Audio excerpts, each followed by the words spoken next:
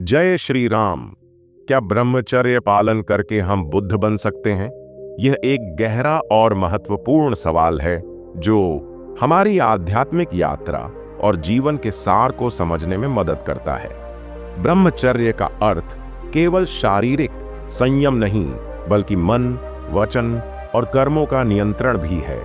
यह वह मार्ग है जो व्यक्ति को सांसारिक मोह माया से ऊपर उठाकर आत्मज्ञान और चेतना के उच्चतम स्तर तक पहुंचाता है। ब्रह्मचर्य का पालन हमारे जीवन में अनेक सकारात्मक बदलाव लाता है। जब हम इंद्रियों पर नियंत्रण रखते हैं तो हमारा मन शांत और स्थिर रहता है। यह स्थिरता हमें अपने अंदर की गहराइयों तक जाने का अवसर देती है, जहां हम अपने असली स्वरूप और चेतना से जुड़ते हैं। बुद्ध भी ब्रह्मचर्य के मार्ग पर चलते हुए अपनी आत्मशक्ति और ज्ञान को जागृत कर पाए थे। लेकिन क्या केवल ब्रह्मचर्य का पालन करना ही बुद्धत्व की ओर ले जाता है? बुद्धत्व केवल ब्रह्मचर्य ही नहीं, बल्कि उसके साथ साथ सही दृष्टि, सही कर्म और सही साधना का परिणाम है। ब्रह्मचर्य एक आवश्यक आधार है जो हमें सांसारिक इच्छाओं से मुक्त करता है, लेकिन बुद्धत्व पाने के लिए मन की पूर्ण शुद्धि, करुणा और ज्ञान का विकास भी जरूरी है। जब हम ब्रह्मचर्य को केवल शारीरिक नियमों तक सीमित कर देते हैं तो हम इसकी वास्तविक गहराई को नहीं समझ पाते। ब्रह्मचर्य का सही अर्थ है अपने जीवन को उच्चतम आध्यात्मिक उद्देश्य के लिए समर्पित करना, जहां हमारे विचार, भावनाएं और क्रियाएं सभी एकात्म होकर हमें मोक्ष की ओर ले जाएं। इसलिए ब्रह्मचर्य पालन एक शक्तिशाली साधन है जो हमें बुद्धत्व के मार्ग पर अग्रसर करता है। लेकिन बुद्ध बनना केवल ब्रह्मचर्य का पालन करना ही नहीं, बल्कि उसके साथ सही समझ, ज्ञान और चरित्र निर्माण का भी परिणाम है। आइए इस वीडियो में हम विस्तार से जानेंगे कि ब्रह्मचर्य क्या है, इसे अपनाने से हमारे जीवन में क्या बदलाव आते हैं और क्या यह वास्तव में हमें बुद्धत्व की ओर ले जा सकता है। साथ ही हम समझेंगे कि किस प्रकार ब्रह्मचर्य और बुद्धत्व एक दूसरे से जुड़े हुए हैं और कैसे हम अपने जीवन में इन्हें लागू कर सकते हैं। जय श्री राम। आइए इस आध्यात्मिक यात्रा की शुरुआत करें। जय श्री राम। यह सरल आह्वान मेरे दिल को खोलता है, क्योंकि मैं कुछ ऐसा साझा करना शुरू करता हूं जो मेरे भीतर लंबे समय से हिल रहा है। यह शाश्वत प्रश्न कि क्या ब्रह्मचर्य को अपनाने से हम वास्तव में ज्ञान प्राप्त कर सकते हैं, बुद्ध की तरह बन सकते हैं। यह दूर के भिक्षुओं या किंवदंतियों की यात्रा नहीं है, बल्कि यह हर मानव आत्मा के भीतर चुपचाप धड़कता है शुद्धता, आत्मनियंत्रण और जागृति की खोज है। मैंने अक्सर ब्रह्मचर्य के अर्थ पर विचार किया है। इसे आध्यात्मिक मंडलियों में धीमी आवाज में बोलते हुए सुना है। कभी कभी इसे केवल ब्रह्मचर्य या संयम के रूप में गलत समझा जाता है। फिर भी जैसे जैसे मैंने गहराई से खोजा, मुझे एहसास हुआ कि ब्रह्मचर्य केवल शरीर के नियंत्रण से कहीं आगे है। यह मन, वाणी और कर्म का एक पवित्र अनुशासन है, इच्छाओं की बेचैन ऊर्जा को उच्च पथ पर ले जाने का व्रत है। यह जीने की एक सूक्ष्म कला है जो साहस और प्रतिबद्धता की मांग करती है। दूसरों द्वारा थोपी नहीं जाती, बल्कि पार करने की लालसा से उत्पन्न होती है। ब्रह्मचर्य का मार्ग आसान नहीं है। इसके लिए हमें अपने भीतर के जंगलीपन, इंद्रियों के निरंतर खिंचाव का सामना करना पड़ता है, जो हमें क्षणभंगुर सुखों की ओर ले जाता है। यह एक शक्तिशाली नदी को वश में करने जैसा है, जिसे अगर अनियंत्रित छोड़ दिया जाए तो यह अपने रास्ते में आने वाली हर चीज को बहा ले जाती है। लेकिन स्थिर हाथों और धैर्य के साथ उस नदी को नष्ट करने के बजाय पोषण करने के लिए निर्देशित किया जा सकता है। यही ब्रह्मचर्य का वादा है।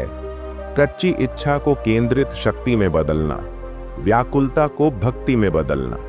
गहन चिंतन के क्षणों में मैंने खुद को बुद्ध के बारे में सोचते हुए पाया।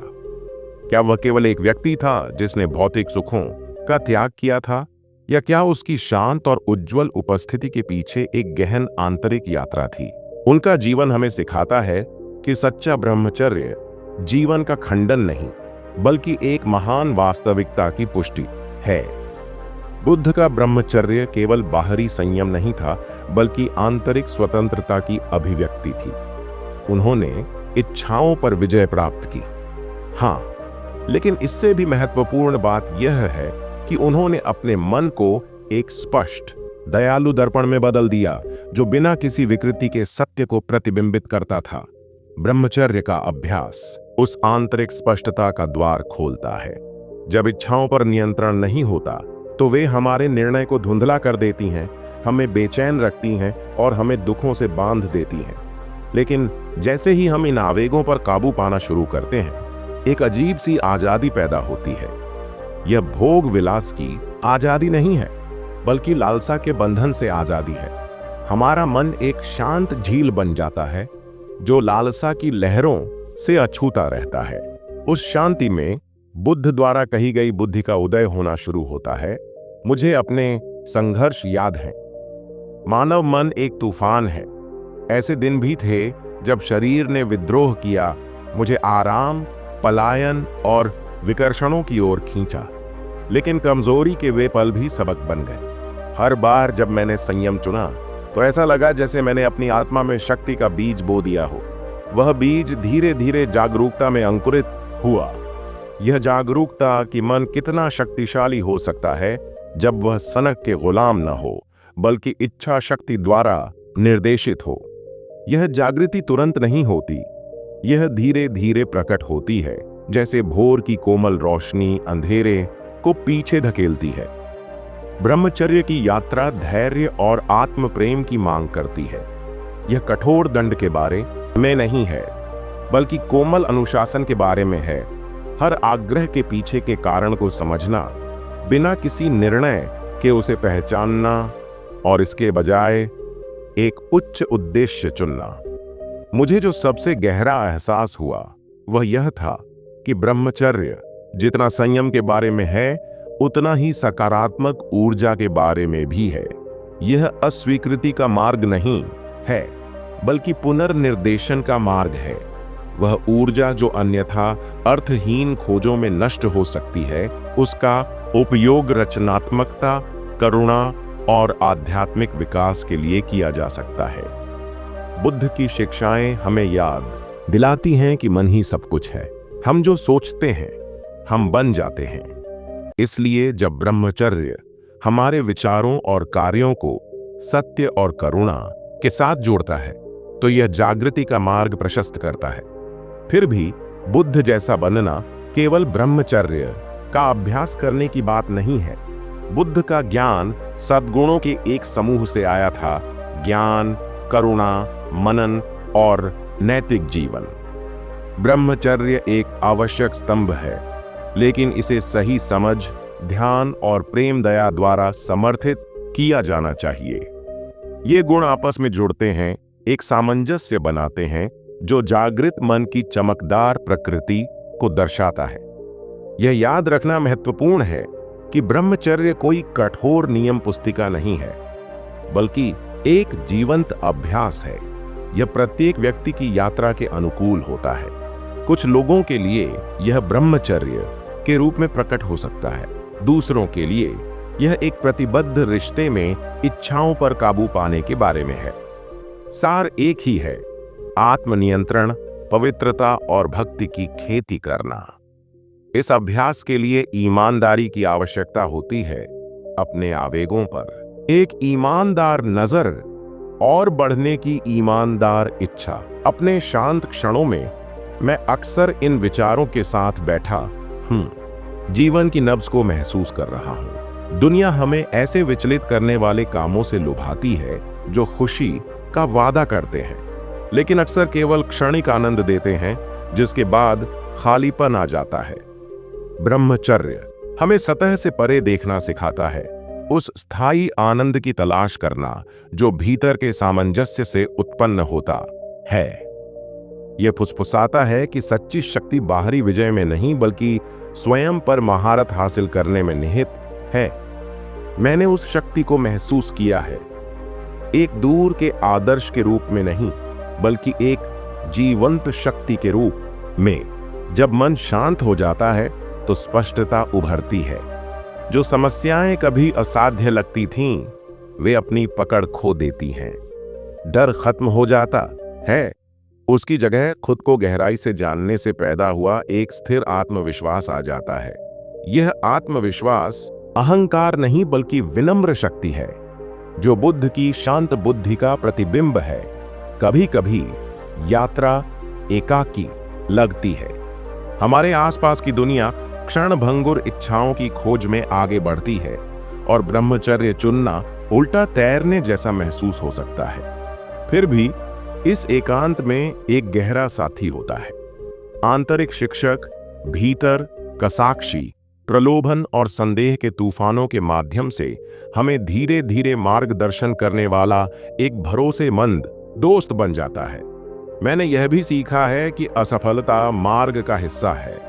गिरना हार नहीं है, बल्कि अधिक जागरूकता के साथ उठने का अवसर है। बुद्ध ने खुद को रातों रात परिपूर्ण होने का दावा नहीं किया। उनका ज्ञान वर्षों की खोज, प्रश्न और लगातार अभ्यास का परिणाम था। इसलिए हमें खुद के साथ धैर्य रखना चाहिए। प्रत्येक क्षण को सीखने और बढ़ने के अवसर के रूप में अपनाना चाहिए। ब्रह्मचर्य के सबसे खूबसूरत पहलुओं में से एक ये है कि यह करुणा का विस्तार कैसे करता है। जैसे जैसे हम अपनी इच्छाओं को नियंत्रित करते हैं, हम दूसरों के संघर्षों के प्रति अधिक संवेदनशील होते जाते हैं। मन नरम हो जाता है, कठोर निर्णय समझ में बदल जाते हैं। यह करुणा बुद्ध की शिक्षाओं का हृदय है और जागृति का सच्चा प्रतीक है। तो क्या ब्रह्मचर्य का अभ्यास हमें बुद्ध जैसा बना सकता है? मेरा मानना है कि इसका उत्तर सरल हाँ या नहीं में नहीं, बल्कि दोनों के सार को समझने में निहित है। ब्रह्मचर्य आत्मज्ञान के मार्ग पर एक शक्तिशाली उपकरण है, एक कुंजी जो गहन आत्म साक्षात्कार के द्वार खोल सकती है।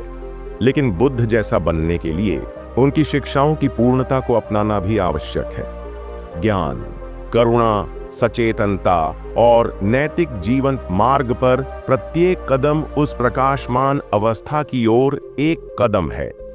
संयम का प्रत्येक क्षण, सचेतनता का प्रत्येक कार्य, पवित्रता के साथ जीने का प्रत्येक विकल्प हमें जागृत मन के करीब लाता है। ईमानदारी और समझ के साथ किया गया ब्रह्मचर्य हमारे भीतर बुद्ध को जागृत कर सकता है, पीछा करने के लिए एक बाहरी आदर्श के रूप में नहीं, बल्कि उजागर होने की प्रतीक्षा कर रहे एक उज्जवल सत्य के रूप में। जब मैं इन विचारों को समाप्त करता हूं, तो मैं अपने हृदय में बुद्ध के शाश्वत शब्दों को रखता हूं। मन ही सब कुछ है, आप जो सोचते हैं वही बन जाते हैं। ब्रह्मचर्य को अपनाकर अपने विचारों और इच्छाओं की शक्ति का उपयोग करके हम जागृति के बीज को पोषित करते हैं। और इस पवित्र यात्रा में हम में से प्रत्येक के पास बुद्ध द्वारा सन्निहित असीम शांति और ज्ञान को महसूस करने की क्षमता है। यह हमारी प्रार्थना, हमारी प्रतिबद्धता होनी चाहिए। साहस और विनम्रता के साथ मार्ग पर चलना, न केवल इनकार करना बल्कि परिवर्तन करना और भीतर के प्रकाश को जगाना। जय श्री राम।